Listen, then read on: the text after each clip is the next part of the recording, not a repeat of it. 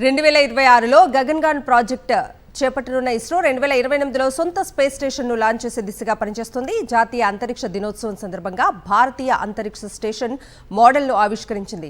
BAS module నమూనాను ప్రదర్శించింది.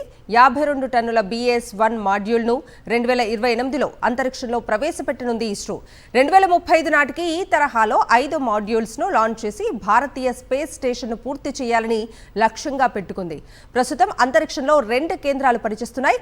America, Russia సహా 5 దేశాలు కలిసి అంతర్జాతీయ అంతరిక్ష కేంద్రాన్ని నిర్వహిస్తుండగా చైనా సొంతంగా స్పేస్ స్టేషన్ ఏర్పాటు చేసుకుంది. భారత్ కూడా ఈ జాబితాలో చేరేందుకు రెడీ అయింది. 2026లో గగన్యాన్ ప్రాజెక్ట్ చేపట్టనున్న ఇస్రో 2028లో సొంత స్పేస్ స్టేషన్ను లాంచ్ చేసే దిశగా పనిచేస్తుంది. జాతీయ అంతరిక్ష దినోత్సవం సందర్భంగా భారతీయ అంతరిక్ష స్టేషన్ మోడల్ను ఆవిష్కరించింది.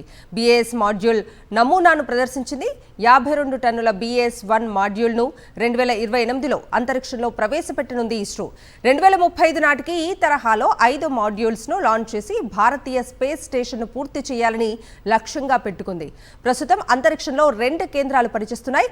అమెరికా, రష్యా సహా 5 దేశాలు కలిసి అంతర్జాతీయ అంతరిక్ష కేంద్రాన్ని నిర్వహిస్తుండగా చైనా సొంతంగా స్పేస్ స్టేషన్ ఏర్పాటు చేసుకుంది. భారత్ కూడా ఈ జాబితాలో చేరేందుకు రెడీ అయింది.